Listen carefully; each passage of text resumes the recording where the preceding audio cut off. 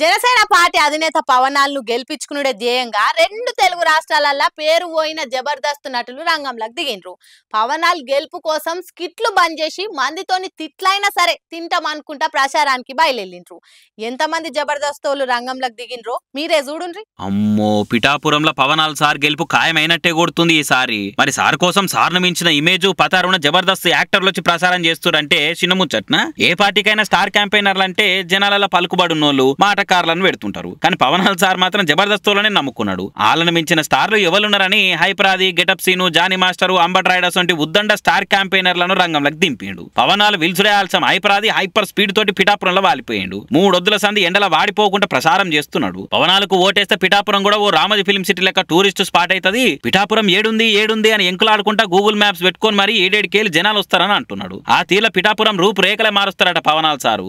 మేమంతా చాలా విస్తృతంగా ప్రచారం చేస్తున్నామండి. ఎక్కడికి వెళ్ళినా కూడా అందరూ చాలా ఉత్సాహంగా, కార్యకర్తలు అందరూ చాలా ఉత్సాహంగా పనిచేస్తున్నారు. మాతో పాటు ఎలాగైతే టీడీపీ శ్రేణులు కానీ బీజేపీ శ్రేణులు కానీ అందరూ కూడా మాతో కలిసి ఉత్సాహంగా పనిచేస్తున్నారు. ముఖ్యంగా వర్మ గారికి చాలా థ్యాంక్ యూ చెప్పుకోవాలి. వర్మ గారి సపోర్టు చాలా చాలా చాలా బాగుందన్నమాట. ఎందుకంటే ఇక్కడ ఆల్రెడీ వర్మ గారు ఇక్కడ ఆల్రెడీ ఒక టైంలో గెలిచిన వ్యక్తి, అలాగే ఇక్కడ ఉన్న వాళ్ళందరితో చాలా అనుబంధం ఉన్న వ్యక్తి.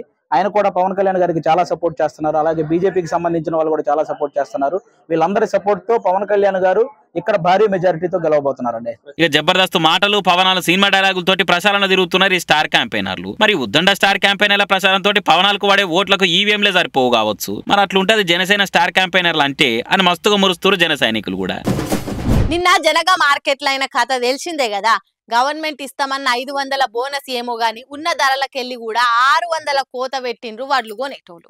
అక్కడ దొంగలకు సర్ది కట్టినట్టు పనిచేసిన ఆఫీసర్లను సస్పెండ్ చేసింది సర్కారు.